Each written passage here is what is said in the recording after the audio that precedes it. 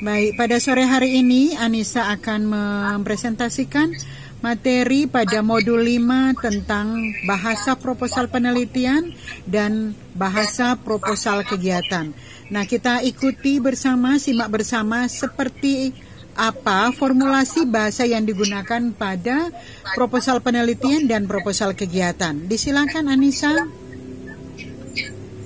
Terima kasih atas kesempatannya. Kali ini saya akan memaparkan mengenai modul 5 bahasa proposal penelitian dan proposal kegiatan. Sebelumnya, salam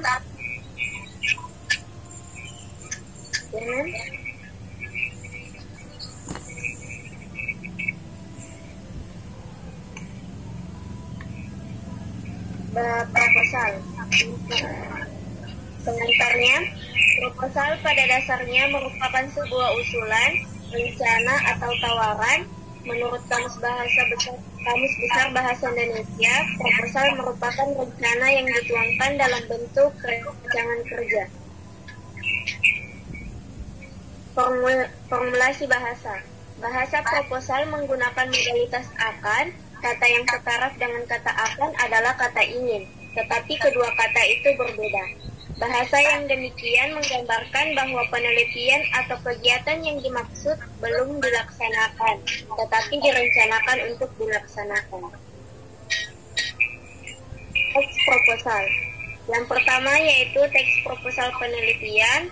Menurut Ali, secara umum proposal penelitian memuat unsur-unsur yang terdiri atas, yaitu yang pertama latar belakang, kedua yaitu rumusan maksud tujuan penelitian, yang ketiga manfaat atau pentingnya penelitian, yang keempat tinjauan teoritis yang menguraikan acuan teori utama, yang kelima yaitu kerangka pikir atau bingkai acuan, yang keenam yaitu isi atau hipotesis yang akan diuji, yang ketujuh sumber data atau subjek penelitian, yang kedelapan instrumen pengumpulan data yang akan digunakan, 9 metode atau prosedur penelitian, yang ke-10 teknik analisis data, yang ke-11 yaitu daftar pustaka sementara.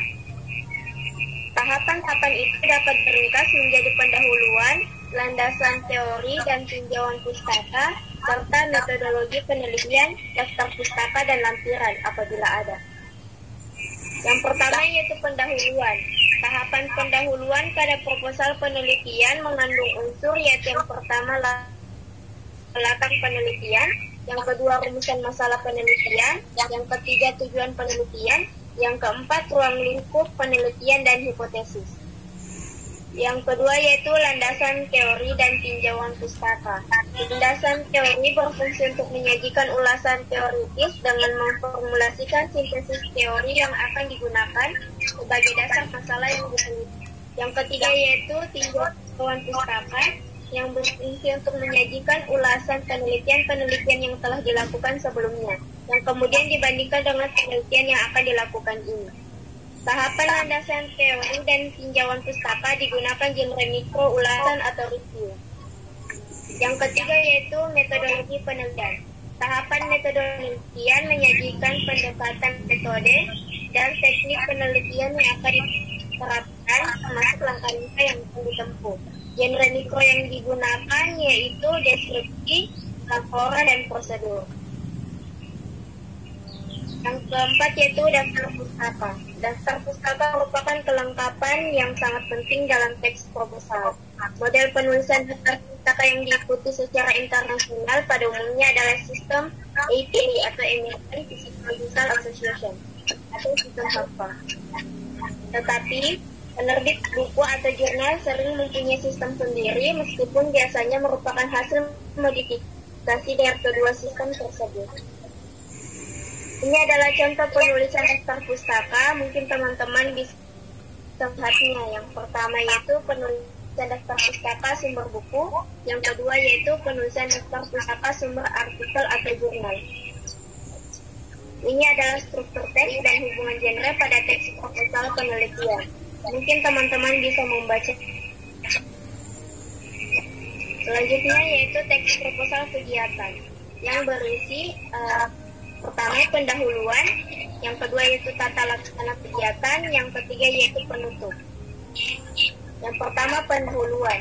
Tahapan pendahuluan berisi uraian tentang latar belakang kegiatan yang akan dilaksanakan, pentingnya kegiatan itu dilaksanakan, tujuan, manfaat, dan strategi apa yang akan digunakan untuk melaksanakan kegiatan tersebut.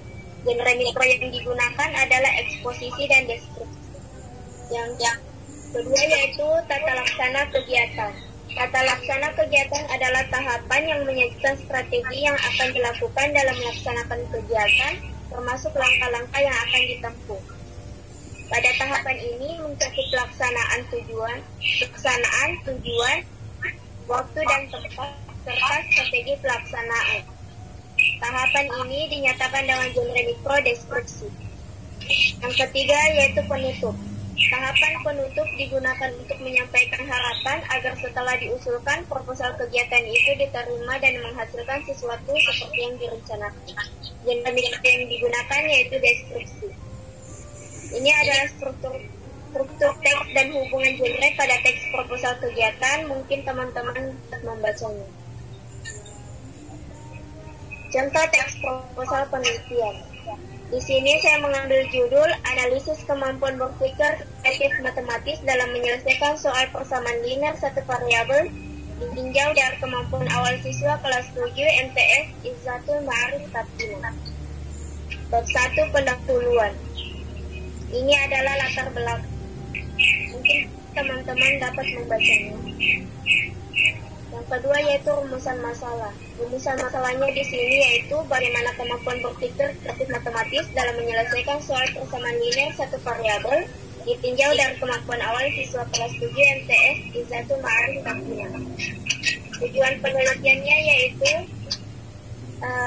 mendeskripsikan kemampuan berpikir kreatif matematis dalam menyelesaikan soal persamaan linear satu variabel ditinjau dari kemampuan awal siswa kelas 7 MTS Izzatul Ma'arif Tatina. Ini adalah manfaat penelitiannya. Yang pertama yaitu untuk siswa, dapat meningkatkan kemampuan berpikir kreatif matematis dalam menyelesaikan soal-soal persamaan linear satu variabel.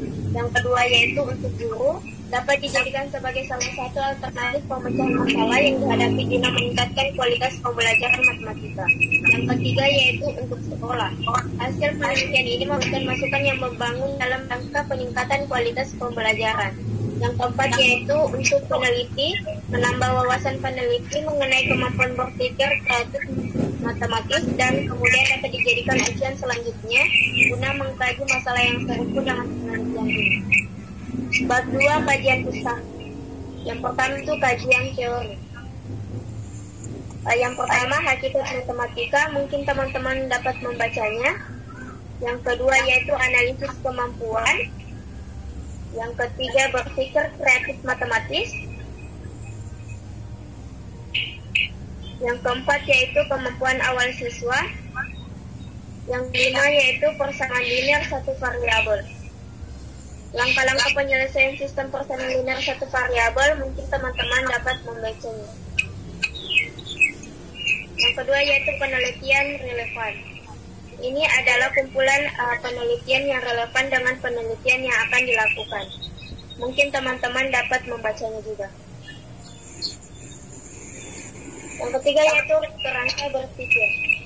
Peneliti akan menganalisis kemampuan berpikir kreatif siswa dengan menggunakan indikator-indikator kemampuan berpikir kreatif matematis ditinjau dari kemampuan awal pada materi persamaan linear satu variabel. Bab 3 yaitu metode penelitian. Pertama, jenis penelitian. Jenis penelitiannya yaitu deskriptif kualitatif. Yang kedua yaitu tempat dan waktu penelitian. Lokasi penelitiannya itu di MTS Izzatul Ma'arif Tatina. Waktu penelitian ini dilaksanakan pada semester ganjil tahun ajaran 2021. Yang ketiga yaitu subjek penelitian. Subjek penelitian ini yaitu siswa kelas 7 dari MTS Izzatul Ma'arif. Yang keempat yaitu instrumen penelitian. Di sini menggunakan instrumen yang pertama tes kemampuan awal matematika, yang kedua tes kemampuan berpikir kreatif pada materi sistem persamaan linear satu variabel, yang ketiga yaitu wawancara. Ini adalah kriteria penilaian kemampuan awal matematika. Mungkin teman-teman bisa melihatnya. Selanjutnya itu prosedur penelitian. Yang pertama yaitu tahap persiapan, yang kedua itu tahap pelaksanaan, yang ketiga tahap analisis. Selanjutnya yaitu teknik pengumpulan data. Teknik pengumpulan data yang digunakan di sini yaitu tes tertulis, yang kedua yaitu metode wawancara. Selanjutnya keabsahan data. Teknik keabsahan data yang digunakan dalam penelitian ini adalah triangulasi teknik. Selanjutnya yaitu teknik analisis data. Analisis data yang digunakan adalah model Niels and Huberman yang mengemukakan bahwa aktivitas dalam data kualitatif dilakukan secara interaktif dengan berlangsung secara terus-menerus sampai tuntas sehingga datanya sudah jenuh. Aktivitas dalam analisis data yaitu reduksi data, penyajian data, dan verifikasi. Selanjutnya itu daftar pustaka. Ini adalah daftar pustaka dalam penelitian ini.